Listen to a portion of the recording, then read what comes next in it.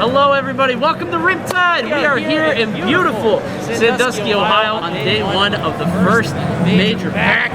Holy crap, dude! This is amazing. This is so cool.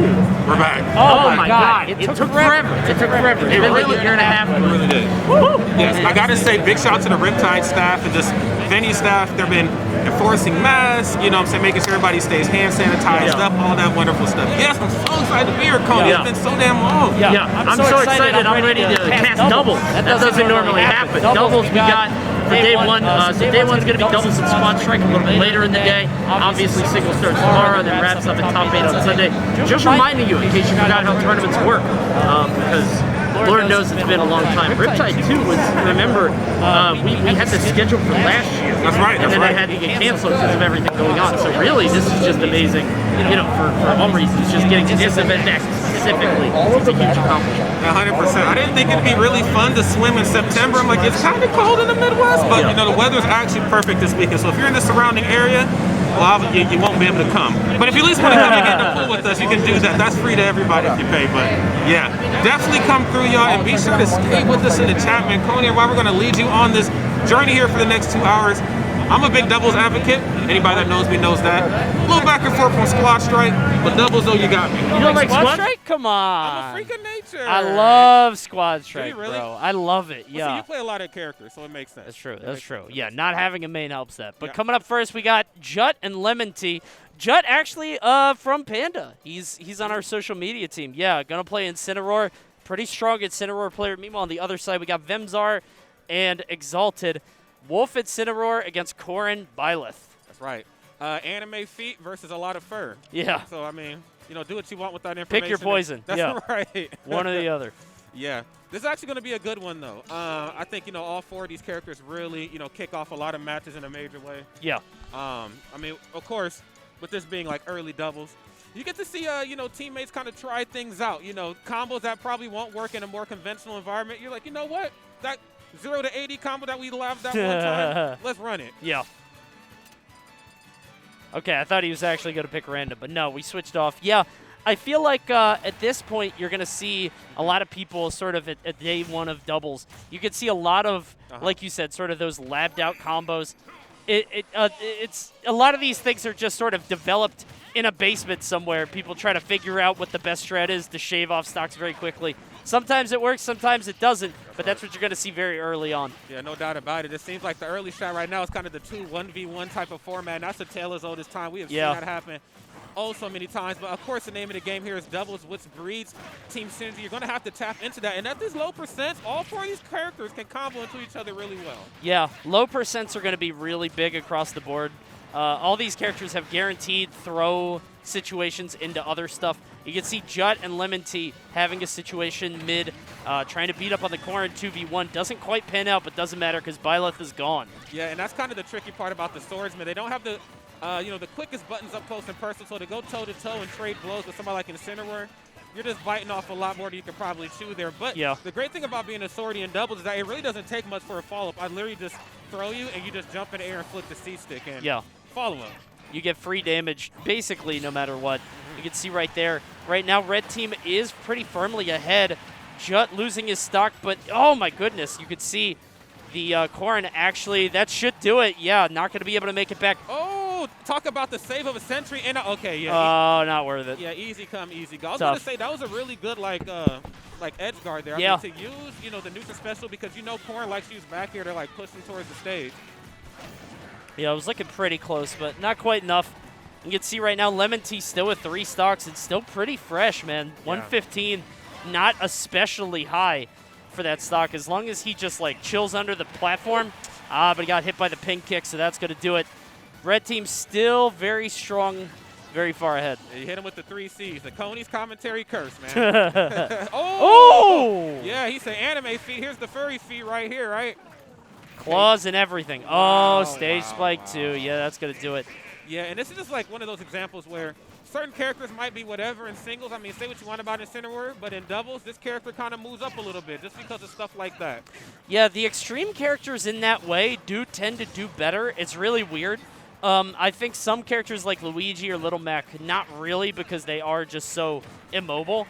But like Incineroar, Yeah, he could just follow up so easily on his opponent. You can see right there getting a back air at 85. The punish game is just unreal. Yeah. He's kind of his own team combo in a lot of ways at those lower percents, and then of course like the higher percents. I mean, he's just a powerhouse truck. So it's like you see, Jut got all 6 kills too. Jeez. Jeez, man, that is then Center War Classic. Yeah. But you know what though? I mean, when you're team with a character like Wolf, especially played as well as this one here. Yeah. I mean, he didn't really do anything like out of the ordinary. I mean, nair around a little bit. Use your neutral special, keep resetting. People that way. Like when they try to attack, you mess their timing up, and Center War can get in there, get their hands on you. So, yeah, I mean, that was just. I was asking for the team combo synergy. I got like.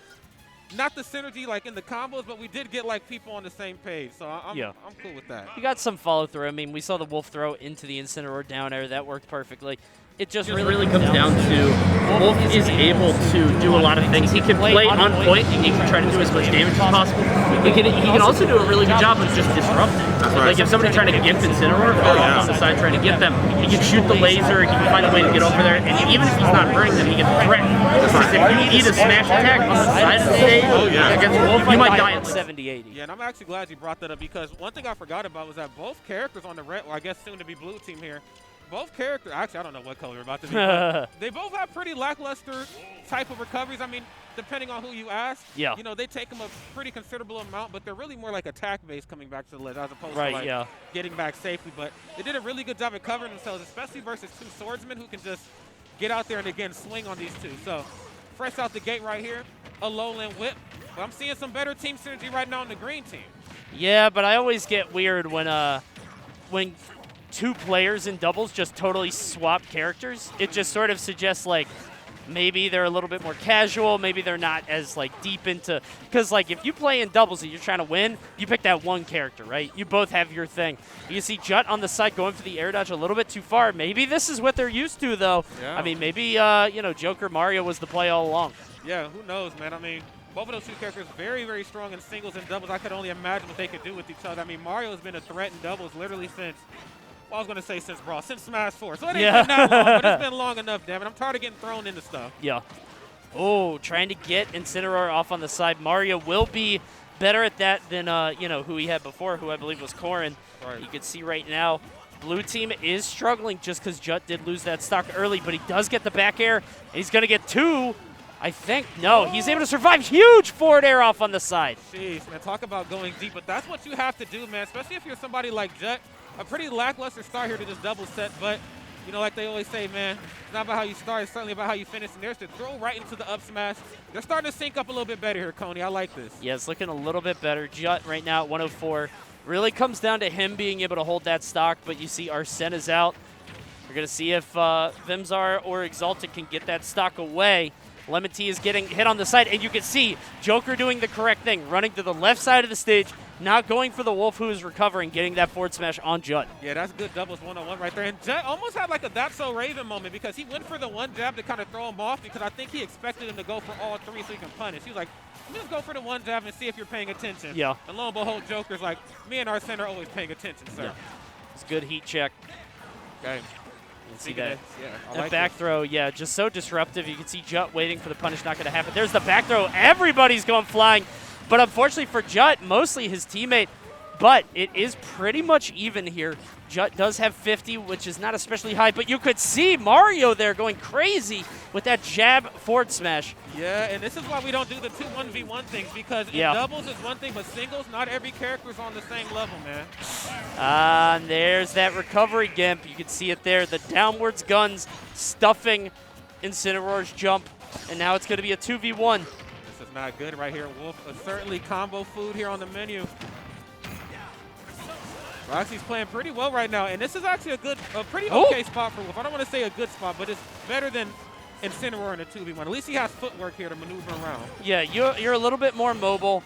His air drift is sick. I mean, like, it's not ideal to be in a 2v1 at all, but if you have to be in one, look at him. He's actually dominating both of these opponents here. It's the power of the fur, man. I mean, say what you want about it, but it's coming out here in a major way. Back throw, no up smash. Nice. I almost said good roll. Yeah. we don't say that, but in that case, that was a good roll from the ledge. what's interesting is I feel like neither of these two characters really have good setup throws into a KO move. I mean, Mario obviously has board throw, but I don't know. I think Lemon Tea is in a pretty good spot. He just keeps dash attacking them over and over. And it's tough, man, because I move across you up. Oh, gets the up smash a little off the mark. Can I get a, oh my God. This is not a good time to showcase some spaghetti. Back row. Oh, oh. Oh gosh, I don't think these guys are, I don't think they know how to handle this Wolf. No way he's gonna win this 2v1, dude. Forward throw, yes, has to fall through the flood. Dr. Egat. Oh, that should do, no, he didn't get it. No way. Oh no, we're gonna see forward throw back on the side. Fireball hits, does not beat the jump though. What's Mario gonna do here? At a certain point, back throw will kill if he's close enough to the side. But if he gets too thirsty with these, yeah, he's dead. He's dead. That's a 2v1 win for Lemon Tea. Holy crap. Man. Yes, and I mean, I just felt like what Mario's looking for, I like it in a 2v1. Because obviously now you're stuck in the middle. It's like up smash covers a good area around Mario. There's a good chance you might roll into him. Like wanting to get out the 2v1. But in a 1-on-1, I hate to say this, we're going to have to engage with Wolf a little bit. Yeah. And Wolf is a killing machine at later percents. I mean, he has a back throw as well, but the dash attack was so hard to read if it's going to stop in front of my shield, if it's going to cross me up. And it not only combos, but it also kills. Yeah. Oh my God. Yeah, I think what it came down to is they got the 2v1. They got a little overexcited. They got a little nervous. They got a little, antsy. And because of that, Wolf was just able to beat him up over and over. I mean, like, he should not be able to dash attack that much, right? No, absolutely not. It just felt like he was just kicking all over the stage. All it took was one shield, and that would have been fine. They got a few grabs that could have led into smash attacks. But a lot of it's just inexperience. And you see Lemon Tea taking advantage of that, winning the 2v1 pretty cleanly, pretty solidly. That's right. You see, everybody knows how to like play singles, and everybody has a generalized idea of how to play doubles. And this is no disrespect to the team that just lost, but like those last second moments, I know 2v1 like comebacks are super hype, but honestly, it really comes down to if the two people that you're stuck in the middle on, if they don't know how to like KO with each other, if they're like tripping over each other's feet, hitting each other, there's a good chance you're probably going to win that. Yeah, no question. So it means that Lemon Tea are going to advance on in doubles. Of course, it's just pools. We're pretty early on. They're still losing bracket for the other team. There's a lot more Smash to be played. We got another set coming up for you guys very shortly. Like we talked about earlier, doubles is right now. Squad Strike coming up later in the day. I assume it's closing today, right? Yes. Probably going all the way through. Yep. And then when everybody came to Riptide, either in the Twitch chat or wherever you're doing this from, Twitch chat or here in the venue, single starts, I think tomorrow, like fresh in the morning. So. Yep. Yeah, but we got to get through the fun stuff, okay? This is still a water park event. We still came to have a good time. You're in the Midwest, for God's sake. We know how to have, I'm sorry, I can't even say that with a straight face. We like to have fun. We don't really know how to have fun sometimes, but we're going to make the best. You do your best. You do your best. Yeah. We do our best. And there are multiple streams, guys, all throughout the weekend. There's BTS Smash, which you're on right now. BTS Smash 3, and then another one. I don't remember what the third one is. Yeah, me neither. I was actually going to let you take it away. I was like, I hope Tony doesn't that. Maybe it's 2. Maybe it's BTS Smash 2, you know? I mean, that would make sense. Really tough. Yeah, they're a really strong organization. They probably got a couple. They're doing Rivals and Splatoon as well, so it's the Water Park Combo Classic. Yeah. It's going to be awesome. Yeah. I don't know anything about Splatoon, but I pretend like I do when I come here. I'm like, yeah, man, you better ink that dude. So what move was that? I've never played the game once, so it's just like, I watch it. I have no idea what the hell's going on. It's exciting, but I don't know what's happening. You know what, Riptide, they're going to run ARMS too. Good. Yeah. They should. They should, yeah. Excellent game. Yeah. They did it at the last Smash and Splash. It was like a major. Yeah. Like, it was like a huge thing there. Yeah. So, yeah, a lot of things going on this weekend. Hope you guys stay tuned to all of it. Doubles is trudging on here. We're going to have another set for you guys very shortly. Yeah, I mean, like I said, man, I'm having such a great time. And it's been so long since I got to commentate in person. At home was cool. Not going to lie, commentating like business up here, underwear on the bottom. And I'm like, that's cool, but I got to be back in the venue. I got to feel the energy, man, and I got to be back with my commentary brethren, bro. This is an honor to do this again. It was so funny. Like, every time you guys saw a commentator with like a button-up or something like that, we were always wearing basketball shorts. Definitely. I'm telling you, it's like, it's true. Yeah. None of us were ready, so it's a different world out here now. Yes. I gotta actually wear pants. Yeah. You know? Hey, they look good on you though. Thank you. Use the joggers. I like you better in pants next to me, if that makes you feel. Good idea. Yeah. So I think the guys are warming up now. We're gonna have another set coming up for you very shortly, and we're gonna rock with you for the rest of the day until double should close today. Yeah. I would assume. Yeah, I would hope so. I would hope so. And I'm sort of wondering what the teams are going to be, because like I feel like now in singles, but also in doubles, is the opportunity for people to be able to really sort of start their own legacy and open a new chapter in their ability to, you know, sort of come out swinging at Riptide. And I think these guys are coming out swinging. I think this is an actual set we're starting off here. Is it? Because this ain't Jet and Lemon anymore, so I don't know. I think we're going to get it set up. Either way, we got two Bowsers on screen against Simon and Palutena. What weird teams here. Yeah, but I guess that's the beauty of early pools at a major event. You get to see some of those more unconventional characters. Yeah, this can't be a match. There's no way. You think so, Coney? If it is, these Bowsers are struggling. This is tough. You can see both Bowsers only one stock each. On the other side, two stocks for Palutena and Simon. I don't know, man. You know, I actually had a lot of questions about the state of doubles because, like, since we've all been at home this last year and some change, have, like, the top players really been practicing doubles? For them, is it even something that's really worth practicing? I mean, they're just so damn good, you know? Yeah. Because, I mean, singles online was already some – I almost cursed, sorry. But it was already some BS. I can only imagine what dubs online was.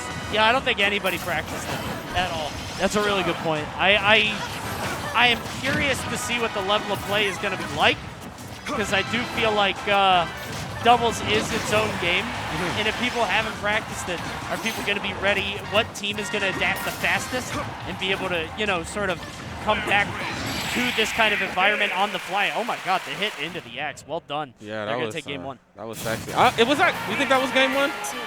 I assume so. Oh, it's Louis, Money, and Sen. Okay, that's who it is. So they're not using their actual characters. Okay. Louis Money, if he is on Palutena, that is a character he tends to use a lot. Send using Simon, which I've never seen before. Yeah, I was going to say, I know Sen actually has a pretty good Palutena as well, and a pretty good rod, too. Pretty good rod. Yeah, that's I'm going to be honest, that's a dangerous-ass combination of people right there to be teaming up here at Riptide. Yeah. This when you thought this tournament was about the fun, you bump into Send and Louis Money in bracket. You can see now they're just both going random on this next one. And maybe they did for the last one, too. Looks like it's going to be Pichu and Daisy. I couldn't tell you which one's which, but maybe we'll figure it out as we go. That's right. All righty. Double up throw. That was nice. Okay. Now, this is actually obviously a dangerous team right here for Double Bowser to have to go against because, you know, Pichu, of course, it's a combo killing machine. Same with Daisy / Peach as well. I mean, with Bowser being such a big body, it's very easy to pass this guy back and forth. Both Bowsers at that. Yeah, you saw Bowser just passing to the other Bowser there by accident. It's so easy to do. Even your teammate's going to hit you quite a lot. You can see one Bowser off on the left side, going to eat that back air from Daisy. Not quite enough to KO, but that thunder there from Pichu will do it. That's right. You see 109 here. Okay. Other Bowser is off on the side. Oh my God, the down air, not quite enough though. And you can see Daisy with an SD of 55. Yeesh. Oh yeah. That's tough. Very scary spot to be in too off stage. Again, you know, Bowser is one of those recoveries where like it goes a considerable amount back to the ledge, but I mean you gotta also have your jump. And with two characters like Pichu, especially Daisy, they can spend literally all day and then some out there on you. Yeah. It's like, how are you supposed to get back to the stage? Again, another back air. Multi-hitting the attack right there on Bowser. Not the best position to be in the world, and just up smashing up underneath the platform because you know what, Coney? Why the hell not? Yeah. Honestly, as Bowser, it sucks too because you can't save the other Bowser. Bowser is not great at disrupting sort of these team combos against their teammate. You're just gonna get knocked again. You can see they're down in stocks, but they're doing okay in percent. Pichu is so crazy light. Being at 60 against Bowser is, not a bad spot to be in. No, absolutely not. I mean, one command grab, literally won just about anything on Pichu, being one of the lightest characters in the game. If not, Pichu the lightest, right? Yep. Yeah, Pichu being the lightest character in the game. You can't lose too many neutral exchanges versus Bowser. I guess that's the beauty of doubles. Like, where you falter a little bit, of course, Daisy and Peach can come in and help you. As you can see right there, Coney, speaking into existence. Oh, my God, I love that forward air there for Bowser off on the side, getting rid of Daisy. And right now, they're doing okay if they can hold the stocks, but it's not going to happen. That forward air will do it. 2 stocks left. Oh, he stole the stock right before he died. That's tough. Yeah, that's the Rodney classic. I'm good at that. You see Pichu going for loops. You see the back air is not quite as experienced on these characters. But the ideas are there. Definitely. And I like I like the parasol. I also like that little up air, too, from Pichu, just to kind of reset Daisy again. Yeah. Okay. Down tilt. Has to fade away towards the ledge of the stage. You don't want to get too crazy at the ledge, though. Pichu is on the horizon. This becomes so risky because any attack that you try to hit one of them with, you have to commit, right? Like that forward throw, you're standing in there for so long. There's the forward air, 114, not going to kill yet. But you can see hold up a minute, Coney. For it. Coney, wait a damn minute. Now just hold on a minute here. This is absolutely doable. Forward tilt at the ledge would do it. Some kind of grab. He's not dead though. Yeah, not yet. Not yet. Okay. Closer to the ledge and you might be in some trouble. I like the down tilt at the ledge and the forward air right off the right side of the stage. Are you kidding me? Another 2v1 comeback? Is this the Riptide curse, Coney? Bro, they gave it away. They got cocky. And they let it rip. I mean, you saw Daisy way off on the side trying to get the kill. Now, how serious do you take this? Like, you're dicking around, right? Yes. You went double random. You lost the game. Do you go serious now, or do you just go double random again? I feel like now you talked about earlier a character switch in doubles and like how very telling it is. Sure. 2 players of their caliber switching. What does that tell the 2 players that just beat you? Obviously, they don't have the resume that you have, but they're still looking to win. And now you're like, oh, we just forced them to switch. We got this. Yeah. Mentally, we're in your head. I heard a Piranha Plant. I did hear Piranha. I think I heard Palutena, Piranha Plant, which are both characters that Send and Louis Money use. Yeah. So this is real. That plant is not a joke. Send and Louis Money both using these characters to great effect. We'll see how they do against double Bowser. Yeah, comboing Bowser just got a hell of a lot easier. Yeah, it just got a hell of a lot easier. The up B right there, I mean, even something as simplistic as jab from Piranha Plant. I think jab is like frame 2 or something crazy. Yeah. Like, Bowser don't want none of those problems at all. Yeah, and especially in doubles, I feel like, oh my god, yeah, this is tough. Honestly, in doubles, I think Plant really could come alive too, because you really just are able to follow up so easily with your opponent or with your teammate. Vertically, you have the spike ball, you have the poison blast, you have so much stuff that you can do with Plant to really deny an area from an opponent. Oh, no doubt about it. I mean, that's kind of just in the character's DNA. Then looking at like up smash as well, one of the strongest up smashes in the game. Pretty decent sized hitbox as well too. So, I mean, you know, Palutena, you get the wild hair of just literally forward throw right into Piranha Plant. That's a KO at higher percent. Okay, up tilt, very smart. They're supposed to flame for the coverage, and okay. Got a little too handsy there. That's all right. A little bit too risky, but well done saving his teammate there. Oh my god, that forward air off on the side is going to get rid of Louis Money. Right now, 4 stocks to 4, but the percent tells a different story. You can see both these guys very high. Big. Oh my god. Oh, he saved him. Oh, and then he air gave it dodge. up again. Why? Okay, he's going to save him again. Ain't no way. All right. Third time. 3 Third saves. time. Can we get it? Third? Oh, Everybody dear. gets 3. He can't kill him, though. No, absolutely not. Good damage. That was a lot of Bowser feet there in one spot, though. Yeah. Another down air. Are you coming with me? Absolutely not. And here's the thing. Yeah. Plant can save Palutena 3 times in a row Yeah. easily. You can't save Bowser as Bowser. No, you you can't cannot. go down there. No, you can't. You got to just suffer. That's tough. That is the Bowser curse, man.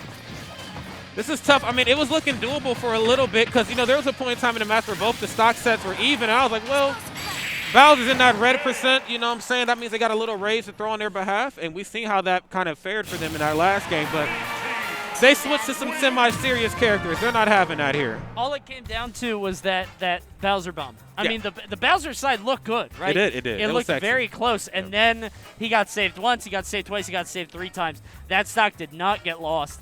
And because of that, I mean, that's a lot of momentum lost, you know, because he was very low. He was at like 20, 30, I think. Like, yeah, somewhere in that ballpark, I'm pretty sure. He was mad low. If he would have lost that stock, I think it would have done a lot for them. But unfortunately, Louis Money and Sen, just different breed, looking strong. They're going to continue on. I wouldn't be surprised to see them, you know, maybe top 8, top 16 for sure. All their characters, very strong singles characters, and of course in doubles, Dr. Mario's a menace. Very, very tough to deal with. I will say that I don't know how much Louis Money is going to stay on Dr. Mario because later in doubles, I'm sure the caliber of player will certainly know how to deal with Dr. Mario off stage.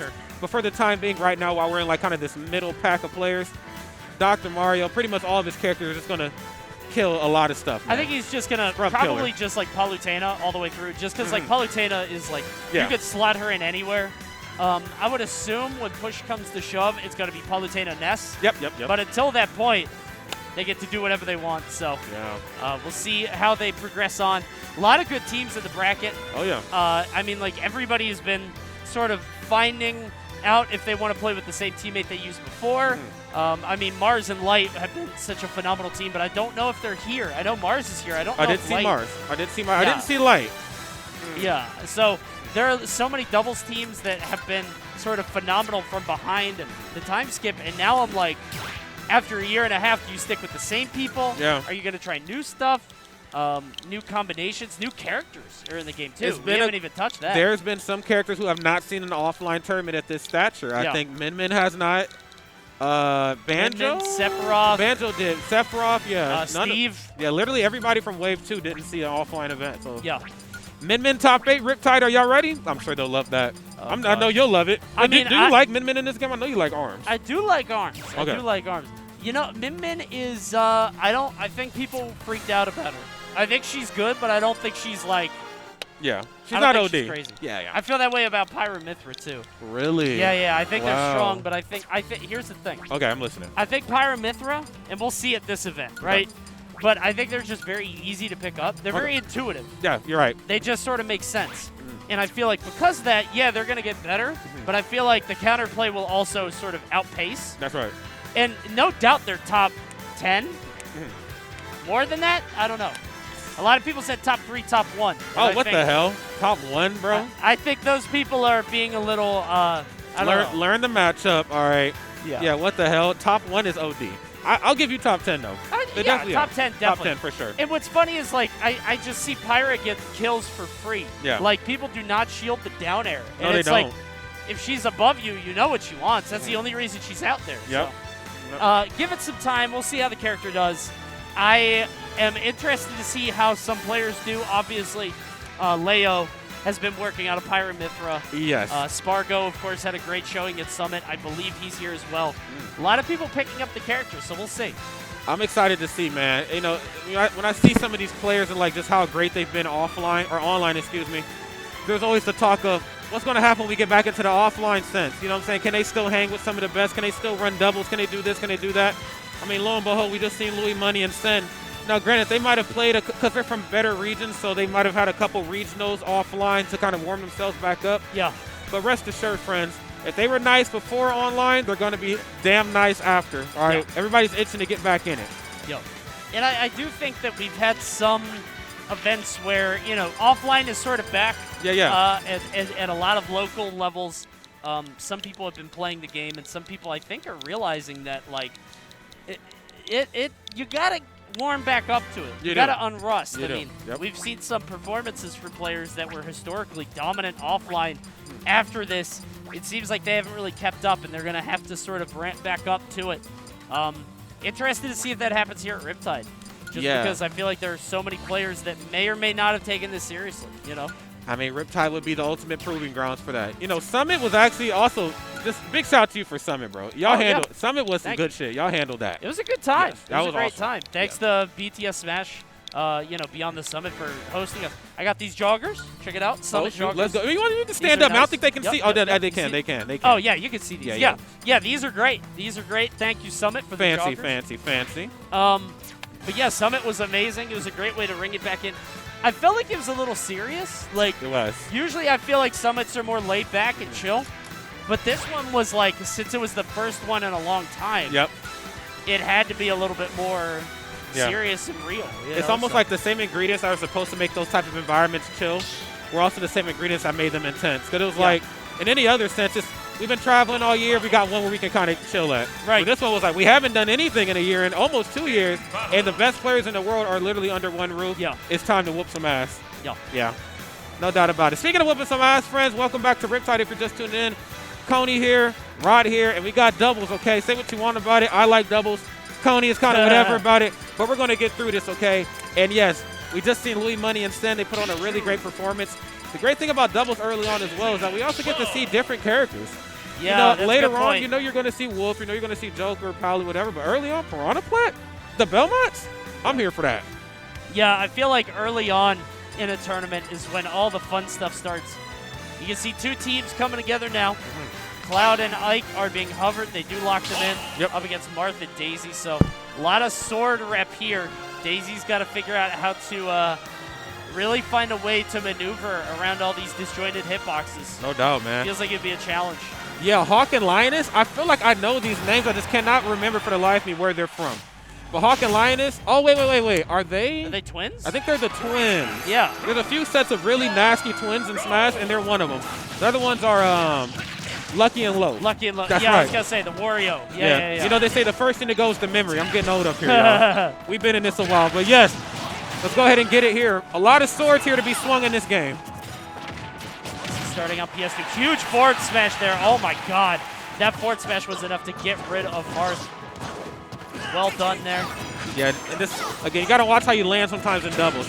Oh, my goodness. And, yeah, we asked for the team synergy a few sets ago. We certainly have it now. Ike's up smash has been on the receiving end of team combos literally since Brawl, man. That up smash is just so damn terrifying in doubles. It's just huge. And you can see there it is, the follow through there. Getting the back throw into the up air, even on the side. It looked like he wouldn't be able to follow through, but these guys definitely have practiced this and have been teammates for a while. You just don't get that level of synergy first time. You can see it right there. He's ready for the throw. No doubt about it. Yes, this Ether, but that's, okay. That works, I guess. Ether's a good get-off move, and then get off of my ledge there, down air. I like that. Yeah, not even 100% on either of the blue team. Right now, it is 6 stocks to 2. Good Lord. My Lord, yeah, they're having fun right now. They're in training mode, Tony. Jesus, that's tough. Nomad and GC Fox are struggling. Yeah, Linus and Hawk right here are just they're just a different breed of doubles players. Yeah, don't even. Okay, you know what? That was a thing that happened. Oh my God. All right, well that's a 6 stock. And again, like you were saying, that'll sometimes just happen in the first day of majors, right? You're gonna see things like that. Yeah, Linus and Hawk not at all concerned. They're just like, that was fine. This is okay. It's the power of the dangly earring, man. You put the dangly earring in, you can do anything. That's all it is, man. Yeah, Linus and Hawk definitely cut from a different cloth here, but I don't want to take anything away from their opponents either. You know what? I'm gonna be nice. Sure. Sometimes you just need the one game to shake off the rust. That's my excuse. Sometimes I need the whole tournament though. Well, but some players need just a match. By the time you drop out, you're like, bro, if I have one more set, I got to play one more game. I'm warmed up now, guys. When's the real bracket? It's like you just went 0-2, Rod. That was the real. Yes. Is that triple limb? Yeah. What the? Give me one more chance, bro. Yeah, it's a water park tournament. I want more games. Right? So we got the next match coming up. Linus and Hawk sitting pretty. 6 stocks, not even 100% on either of them when that game ended. Yeah. So we'll see what Nomad and GC Fox have to bring to the table, but it's got to be a lot. Yeah, a lot of factors kind of went into that match. You know, the first one is, Daisy Peach is going to struggle a little bit versus Swords and doubles. They're a good doubles character themselves, but Swords, it's just not Daisy and Peach's forte. Yeah. On top of that, it's very, very easy to combo with 2 swordsmen in doubles. Again, I mentioned it before. I'll say it again. You get the opponent in the air. There's a lot of times the swordsmen have throws that stay pretty close to the body. And so because of that, they can either go for the follow-up themselves or their teammate can handle it pretty well. But it's like we got to switch off of Ike here. Looks like Rob is here to play. You know how much we all love Rob. Oh, yeah. Oh, by the way, this is our final destination for this event. It's not FD, it's themed Omega. Oh, wow. Which is neat. I do like that. I like a little difference. Yeah. I like putting a little bit of flair on it. Oh, no, he killed his teammate. Tipper there from Marth. Gonna attack the wrong target. A little bit of friendly fire. Jeez. Yeah. Oh, yeah, limit blade beam. Okay. That was pretty good. And I like what I'm seeing right here, man, from Rob. I mean, down tilt's such a strong option that you can literally run to one side of the screen, down tilt, disrupt, and then get back to the other side of the screen, and then do it all over again. Rob, a character that can be utilized so many different ways in doubles here. Yes, up tilt right into up air, and then another up air for the troubles. A little off the mark, but though, you still have Marth in the blender here. And Marth not with the quickest options out of shield besides up B. I would imagine it's the fastest one. Yeah. Not really going to help you too much in the air. And like you were saying, I mean, Rob is just so versatile that he can play so many positions. As long as he's outside of the mix, if he's like on the side, he's in a perfect spot. You can see that it's either Hawk or Linus. I can't tell because they got these names. But one of the two is doing such a good job of just chilling on the side and just picking his spots just expertly. You can see them both using projectiles here. They're just in such a comfortable spot. Oh. Yeah, and comfortability is it's a good thing to have in doubles, but can also kind of come back to bite you in the ass. I mean, most specifically speaking about like the Sen and Louis Money set, you know. You don't want to get too comfortable, too complacent in like, you know, your team synergy. You know, always want to keep kicking it up a notch because you just never know. Your teammate might be able to turn it into something. And then great coverage right there from Marv coming in with the dancing, almost said double-edged dance. The dancing blade, because, you know, they don't want you to mix that up. They'll come and get you. Yeah, we'll get in trouble for that. But, I mean, how often do you see the dancing blade, right? Like, That's Marv true. is not common. No, yeah. See, there's the forward throw. And, again, you can see Rob just on the side, not trying to put himself in the blender between Marth and Daisy. Just chilling. And that's why he's staying alive for so long. 161 still with 3 stocks. 175. Yeah, I like that little down air at the ledge right there from Nomad, too. Trying to read which way they're going to come up. Of course, with down air, since it's a multi-hitting attack, you know, you can catch a big old-ass body like Rob. But you know what, though? No down air needed right there. Stock gets taken, but a little too late right now. I mean, I got to be honest. Rob is one of those characters where when he's teamed up with anybody, you got to make sure you get rid of him first. Yeah. Rob will live forever. See off on the side. Rob at 5. Yeah, he's going to survive. Martha's gone. Daisy, I assume, will not last much longer. You can see here Rob with 2 stocks, Cloud with just 1. But Daisy is not long for this world. No, absolutely not. She's about to go the way of the dinosaurs here pretty quick. Yeah. Okay, yeah, dash attack. Yeah, because it's just like at this point, why are we playing with our food? Yeah. All right, we came to eat. Yeah, not even a zoom in, no red spark, nothing. An unceremonious end for Daisy there and for Nomad and JC Fox. But you know what? Always losers bracket. That's right. More opportunities. Linus and Hawk looked a lot more coordinated than I would expect for somebody in round 1 of pools like this. Yeah, you know, early on, you probably expect teams that know they're going to win or that feel a little bit better about these matchups. Yeah. They're just going to try some goofy stuff. And it happens, you know. It makes for a great viewing experience because people already have a weird opinion about doubles.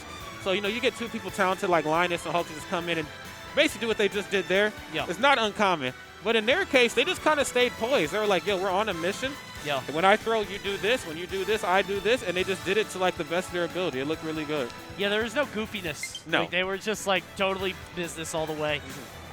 Looking very strong. We'll see how far they go. I mean, like, I feel like at events like this, it's very common for there's, like, a dark horse team that dominates. Yep. That looks very strong, that goes far.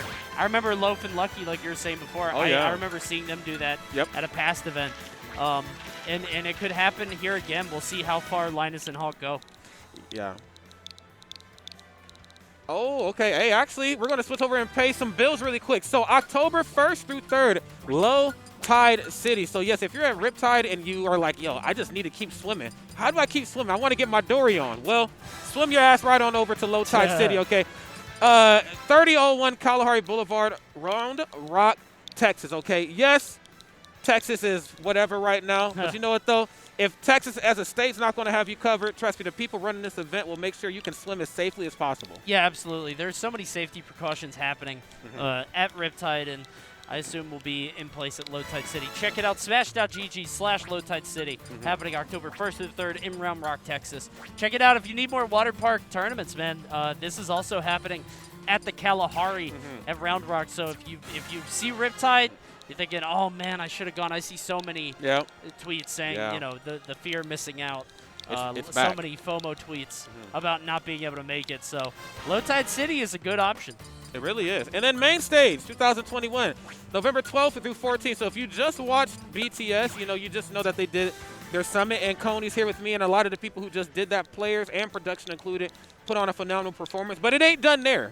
Okay, main stage, Ontario, California. 6 qualifiers for Smash Summit 12, 6 qualifiers for Ultimate Summit 4. Melee and Ultimate register now, bts.gg/mainstage. Yes, they got their own website to sign up, all right?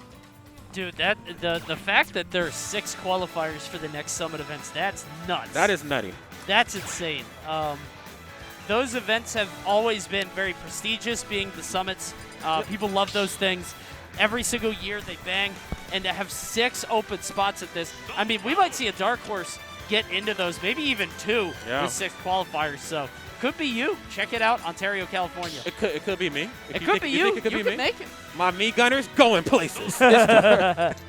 It's all jokes aside, nobody needs to see that. We do. What people do need to see though are these 4 players right here. Now, Icy Miss, that's right. The iciest of all the Miss. She is here, and is she still playing Samus these days? I think so. Okay. Yeah, I believe so. Mav and Icy Miss, she's going to be on Samus, I believe. Okay. Meanwhile, on the other side, Scar and Skittles. Yes. Skittles, a top Youngling player from, I believe he's from Nebraska. That's right. He is. Yeah, he is. Well, I think he just recently moved for school, but wherever that young man goes, he's farming. Sure. And what better place to farm than in Nebraska, okay? I mean, that's true, yeah. Cannon. So here we go. Mav and Icy Mist versus Scar and Skittles. Mav on Cloud, Icy Mist, she is on Samus. Scar on Cloud, Skittles on the Youngling. That's right. And Icy Mist, one of the most prolific Samuses to ever pick Is that the plural? Samuses? Sami? I don't know. Yeah, my Ebonics, sorry. But one of the most prolific Samuses to ever do it. I mean, dating all the way back to, I believe, Brawl, rising to prominence, I believe, at Battle on the Strip in Smash 4 where she really had that breakout performance. And then from there, she's really just been charge shotting her opponents ever since. But as we see right here, Skittles doing a really good job at pressuring in the corner. And that's just kind of the Youngling classic. I can just nair 4 times in a row for your 1 button. Yeah, exactly. The Youngling is a character that had a lot of stock when the game started, but has slowly fallen out of relevance in a lot of ways. Just not really as common or as popular as I think people were expecting or forecasting at the beginning of the game. Just hasn't had much staying power as opposed to something like Rob or Palutena. But what's most interesting to me is this is like the 5th Cloud we've seen, right? Is Cloud back? We've seen so many Clouds this week already in doubles. Obviously a character I think that does better in doubles than singles, but God, he's everywhere. Yeah, he really is. I mean, again, you know, we've heard the narrative, you know, people kind of wrote Cloud off like kind of how they wrote Youngling off here, but I still think that this character has a lot of promise and still poses a pretty large-sized threat. I mean, yeah, I got to burn limit a little bit quicker than before, but for the most part, the combo potential, the ability to pass back and forth, the survivability is certainly there with Cloud. Okay, nice. Great tether. And then, yes, the imminent threat of charge shot at the ledge. If anybody should know how to deal with that, it should certainly be Skittles. Yeah. I live in Nebraska. You know, my roommate is censored. He plays a really good Samus, and so because of that, it's like, all right, man, how many charge shots, how many, you know, super missiles are we going to eat before we have to learn? Yeah, you got to watch that normal getup. Yeah. Normal getup just takes so long, and you stand right up into the blast. Right now, Skittles doing a good job of holding onto that stock at 110. He's holding center stage, doing the best that he can to just knock off on the side, but gets clipped into the up air. So unfortunate for him. You're going to see Mav and Icy Mist in a very good spot, I would say. Oh, yeah. I'm feeling very comfortable right now. I think, you know, Cloud and Samus are 2 characters that are pretty much bred for doubles. I mean, of course, they do very well in singles, especially Samus, by the way. Big glow up here in Smash Ultimate. Yeah, she's had a big come up. Yeah. But in doubles, though, she's pretty damn good. Survivability is there. She's very tough to work around. Her aerials are absolutely bonkers. Dash attack is screwed up. I keep almost wanting to curse because we're not online anymore. Yeah, it's screwed up, though, how good dash attack is. You see now 97. Yeah, so racking up damage on Samus, but having that extra stock just means more insurance for the future. Looking so good here. You can see Skittles is the guy to watch because he is on his last stock at 85%. Trying to find an opening with these arrows. You can see he's trying to chill on the side so that he doesn't get in the mix. But now he's caught in the middle, trying to get hit by that dash attack you were talking about, but Icy is slightly missing. Yeah, you know, dash attack on both characters on the blue team is such a tough concept to work around. Lower percents, it can get comboed very well off the Samus. Higher percents, it's a kill option. I don't know what the frame is, but it hits pretty quick, and it sends you flying. So Icy Mist, obviously, she's not without KO options. Oh, the damn! Oh, I almost said the Belmonts, but the Belmont is actually in the game now. That's just the Samus now. I didn't even think about that. Yeah. Yeah, that's crazy. We can't even call it the Simon Belmont because Simon Belmont, he doesn't even do that. Yeah. That's not really a move he does. There's the, yeah, you can see the limit cross slash, not quite enough. Yeah, forward tilt. Icy Mist is going out there. Icy Mist does have to be careful, though, because Cloud can turn that on you with Climb Hazard with something like that, and she's only at 22. Yeah, you catch her without a jump, and she's grasping for straws out there. No shield poke, very smart to go for fall away forward here. No way. We're about to see another 2v1 come I was back, going to Tony. say, this would be the third 2v1 of the day. No way, dude.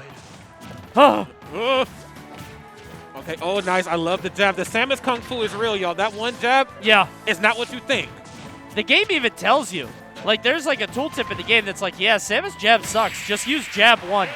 There we go. Good back air. You could see just barely placing that against Scar. It was looking like a spacing battle. I mean, I think Scar tried to pop out a neutral air, but Icy Mist was able to get out a back air just barely. And Scar and Skittles, unfortunately, backs to the wall. Yeah, you know, Skittles, I got to say, you know, Young Link, so strong in singles. And the character's pretty good in doubles, but there's a certain type of ideology you have to go in with when you're teaming with a character like Young Link. Yeah. You got to understand, boomerangs are going to be flying everywhere because they need that move to approach. They can't not boomerang, and they can't not go for neutral special. Right. You know, it's not enough for Young Link just to be able to nair on your shield. There's going to be a character that has a really good out of shield option. Granted, not so much Samus, but there's going to be other characters that Skittles is going to come across where I just cannot pressure you physically up close. So I'm going to really rely on my projectiles. And for somebody like Cloud, that's almost okay. Like, I don't mind eating boomerang because it's just helping me build limit up. You know what I mean? Yeah, no, I think you're right. I think Young Link is, ironically, a character that does worse in doubles than singles, which isn't especially common. I think a lot of characters, you can accentuate the positive, eliminate the negative, right? Yeah. That's how a lot of characters can function in doubles, but Young Link is actually the opposite, where it feels like he's just one of the weakest parts of Young Link is that recovery, right? Once he's off stage, it's very easy to disrupt. But he's not a character you can really go down and save because he falls like a rock.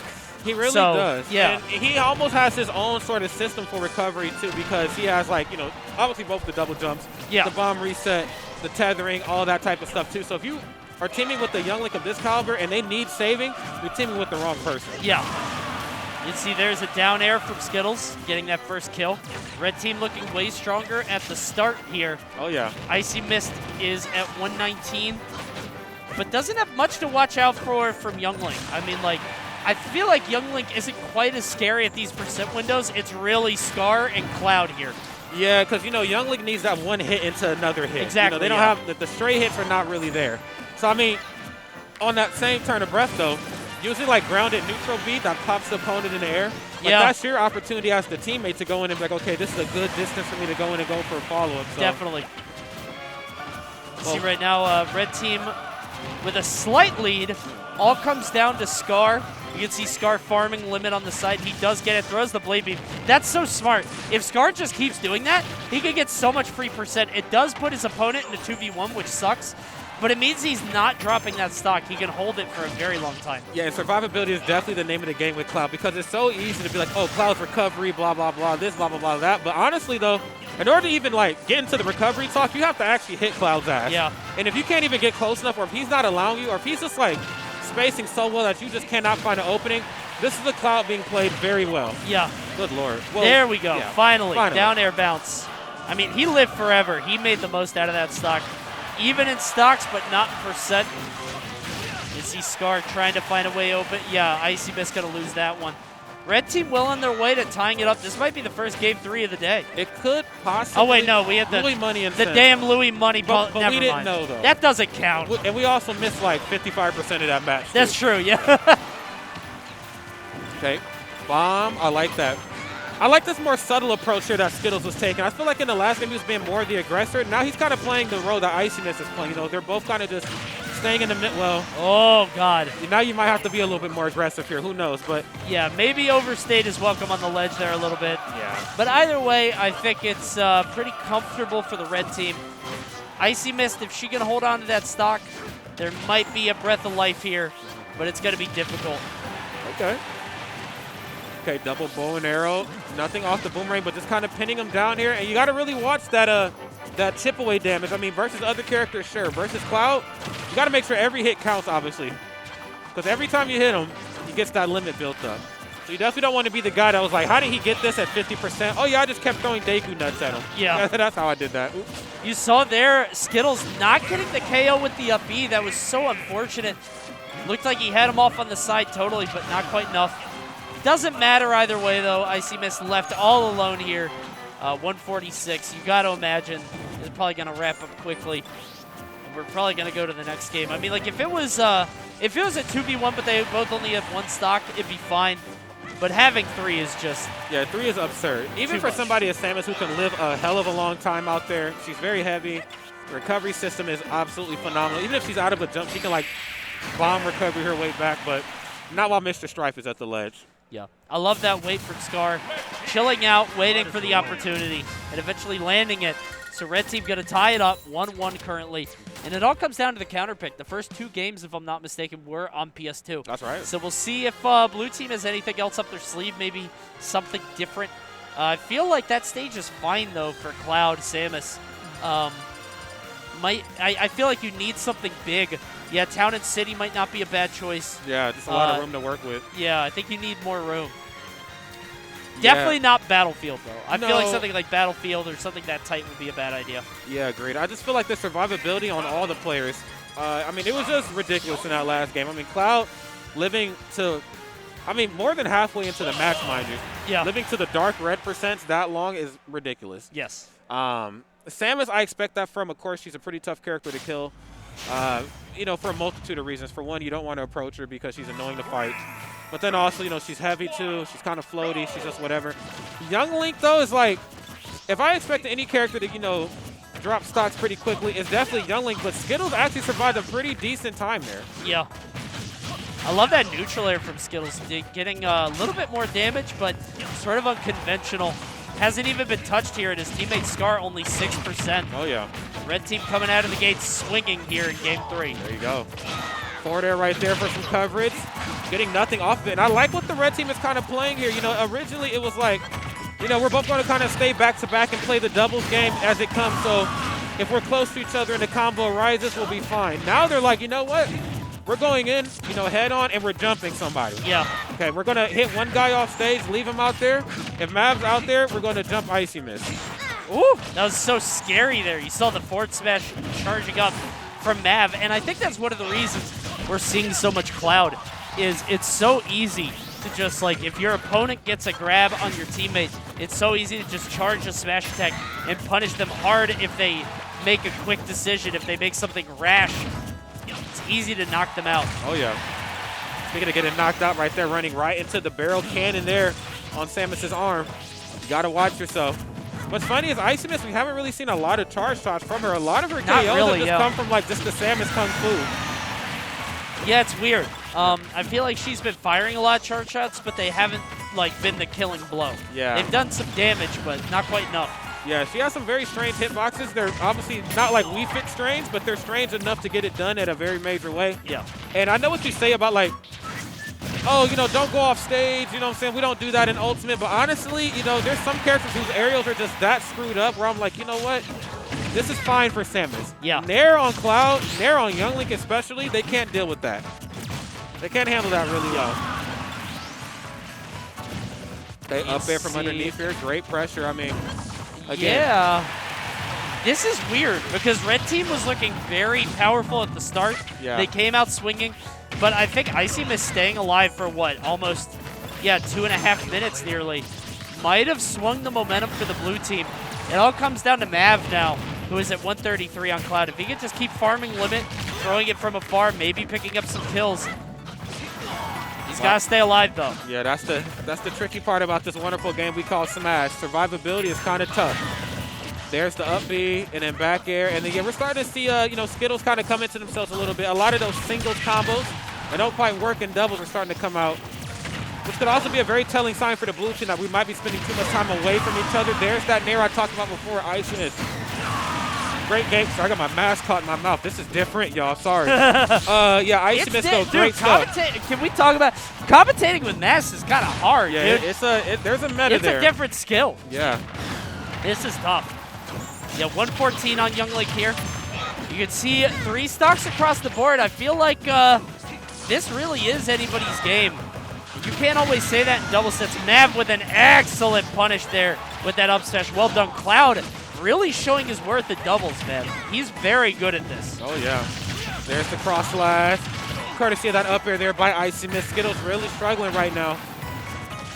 Nice. I love that. And yeah, that's the problem. You know, there always has to be a chain of command right there on Young Link's combos. And because of that, oh, nice. Shield coming in handy. Quite literally and figuratively there. Yeah. Nice. Forward air. Oh, this is awkward. This is awkward because Right. you do have to take the stock, I think. But I think Icy Mist is saying I got this. They yeah. had this. She had this once upon a time here. This is still very doable, though, but Cloud has to stay on their P's and Q's. I mean, remember last game, we said, you know, it was doable if it was in 3 stocks, if it was just 2. Well, now that opportunity has come. Can you make the most from it? I don't know. This is tough. Not looking Icy Mist. Don't melt now. Sam is just kind of getting run down. Yeah, this ain't Ridley. It's not looking good here. Phew! Okay, at the ledge here, setting up shop. This is the Samus Classic, and that's okay. She can play off stage for quite some time. This is extra tough, too, because Cloud can get as much limit as he wants in a 2v1. He had to pop it. Yes. He had to let it rip, That's right. He was about to lose it, so why not?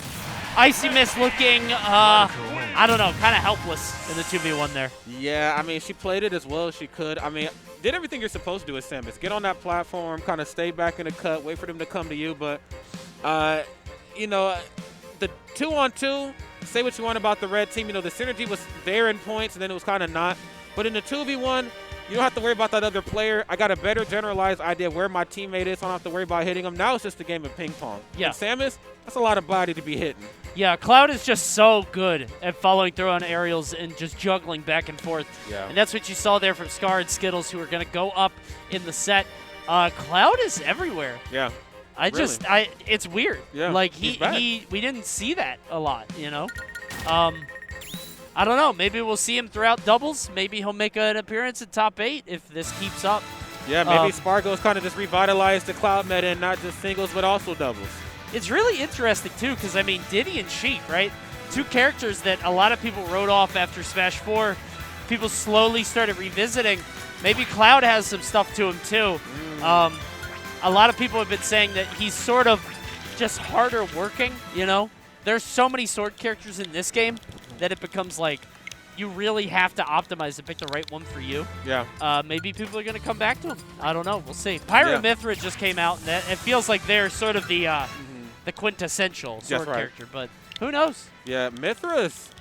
I keep wanting to curse. I can't do that here. I mean, you can kind of on BTS, but you can't, though, at the same time. Yeah. Mithra's just different, man. Because she's a swordy, but, like, she doesn't move like a swordy, and that's what makes her so terrifying to fight. And then at the drop of a hat, you know, she literally snaps her fingers, and now she's a whole nother character. And you're like, okay, I just got comfortable with approaching Mithra one type of way, and now here's Pyra, just the one-hit KO. You know what I mean? It really tests a player's adaptability and their opportunity to be able to, like, they have to change on the fly. You have to be able to mix it up quickly. It's a pool water? What is this? Did you drink the water? Yeah, it was fine. It was all right? Okay. You don't like it? I don't know. It's all right. Not fancy enough for Rod? Huh? Huh? You gonna be a diva about it? Okay. I mean, it's not. Or what's the one we all hate? Nestle Pure Life. Nestle Pure Life. It's not yeah. Nestle. Phew! Thank God. I am so afraid of the day. One day we're gonna have sponsors. We're gonna have Nestle as a sponsor, and I'm gonna. Please God, don't make me do that. Yeah, don't No. speak that into existence. I'm terrified. Absolutely not. Yeah. Sorry, the water just had like a bit of a. That was interesting. Oh, now I taste it. You son of a bitch. You sorry, did that to me. I'm sorry. Yeah, I just. You got a lot more on the line tonight. I'm going back home to nobody. You got a wife and a child, so they need you. That's true. Yeah. I will be the water taste tester for Coney. Is that a Tomsk? I did you Oh just? man, that's my butt. Wait a minute. This is a good match.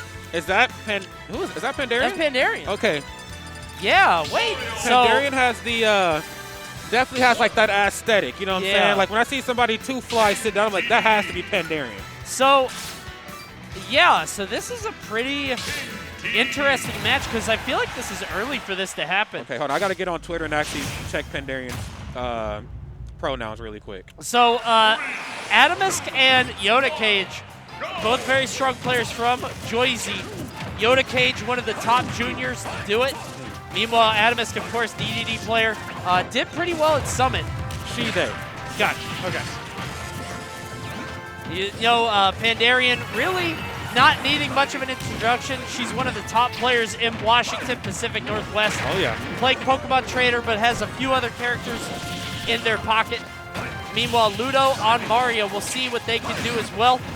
Let's start it up. There you go. That's pretty even here on all fronts. I think all these characters do pretty well in doubles, especially Ivysaur. The ability to pass, the ability to rack up percent, and then Coney has the ability to take stocks. I mean, nobody quite does it like early Ivysaur.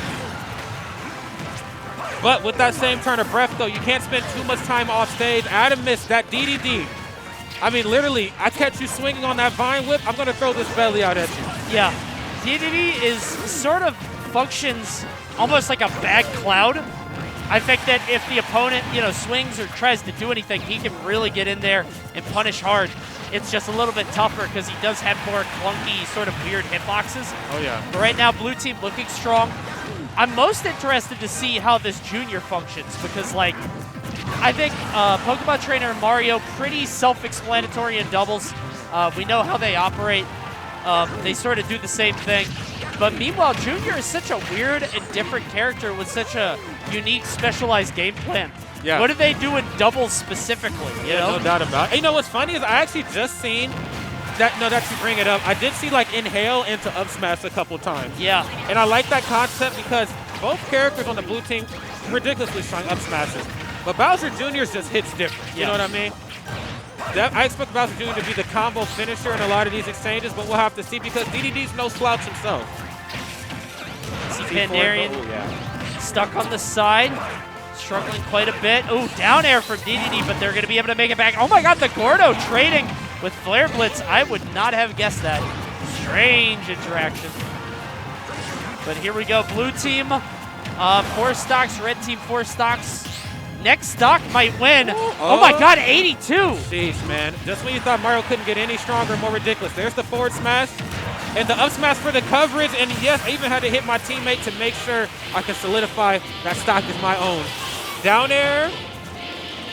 Not quite. No, I thought it was a soft spike. Didn't know if Mario would make it back. They did, but it doesn't matter. Still good die on the side. Blue team with 4 stocks. Not the easiest characters to kill either. You might have to swing big to get rid of both of them. Yeah. And I like that nair right at the ledge too. I mean, I gotta really give it to Yoda Case. I mean, their comfortability at the corner is just ridiculous, especially versus a character with a lot of options to cover themselves like Mario. Yeah. The play with your back to the ledge, and I don't think Bowser Jr. has the quickest aerials in the world, so that really takes some good timing. Yeah. Yeah, it's not quick, it just covers a lot of space. That's right. So it's sort of a different mindset. See, Mario back throw should do it. Yeah. But still, 2 stocks to 1. Mario, I mean, he does have the robbery angle with the up airs into the forward air, but that's really hard to do in a 2v1 because the opponent can just stop you, Forward air? Oh, no, Gordo. Oh, no, that's yours, good sir. I insist. Using throw invincibility to great effect. Triple forward tilt. Ludo's looking really strong here. Looking good at the 2v1, but it's still a 2v1 at the end of the day. It's still a 2v1 against 2 very, very hard-hitting characters. And even if Adamus can't get off stage to do what they need to do, Gordo, even if it can be reflected or dealt with, it's still messing up your recovery system back to the ledge. Yeah. Up air, up air, up air, up air, up B. Adamus is going to live, though. No punish, though, which is kind of crazy. Uh-oh, has to burn the air dodge. This is not a good position to be in. Honestly, I feel like Mario could absolutely do this if they both weren't so goddamn heavy. Yeah. Day-to-Day's going to live forever. Junior's not really light himself. So I feel like this is going to be really hard for Ludo because you got to land 2 big swings. Oh, God, and then there's that. And then there's that. And that's Morton Cooper, right? Yeah, that's Morton. Morton's not having it. He's the ugly one. Yeah. He's not easy on the eyes. Yeah, I hate that guy. I'd say a face only a mother could love, but I don't really know who his mom is. Who's the mom? Yeah, I don't know. Show yourself. I know you're here. Who did Bowser, mate with? I don't want to go down this road. I actually don't either, but I'm like, you know what? There are some questions I need answering, Yeah. okay? But there's a lot of damn kids, okay? I can see if it was just one, all right? You got 50 damn ugly kids. I'm like, do they who come the hell out in a was it? litter? You think it's all at once, or is it like a... They come out of eggs, right? Because they're turtles. You're right. Damn, poor lady. If Yeah. that came out as a litter, she was there a while. She was there a while. And then Junior, who's like a different one, you know? It's weird. Is All that a right. different mom? Next up, these guys are the same. All the characters are staying here on this one, but we are to a smaller stage here. So small battlefield rather than PS2 for this next one. Yeah, this one, when you get on a stage like this is just all about stage control. Who's going to be able to utilize not only the main part of the stage, but those platforms are going to be huge because all these characters combo so well from above. Yeah. You can see right now, pretty even across the board. Nothing really too crazy going on, just a lot of combos, sometimes hitting your teammate, but that's just as it is in doubles. Yes, sir. Nice, goes for the down air. Not the correct hit, but still gets a little something off the ledge. And unfortunately, Morton Koopa, excuse me, running out of some gas right there towards the ledge of the stage. Woof. Okay, yeah, it's going to go for the rapid jab. And one of the strongest rapid jabs in the game, too. Not enough, but does get the red stuff.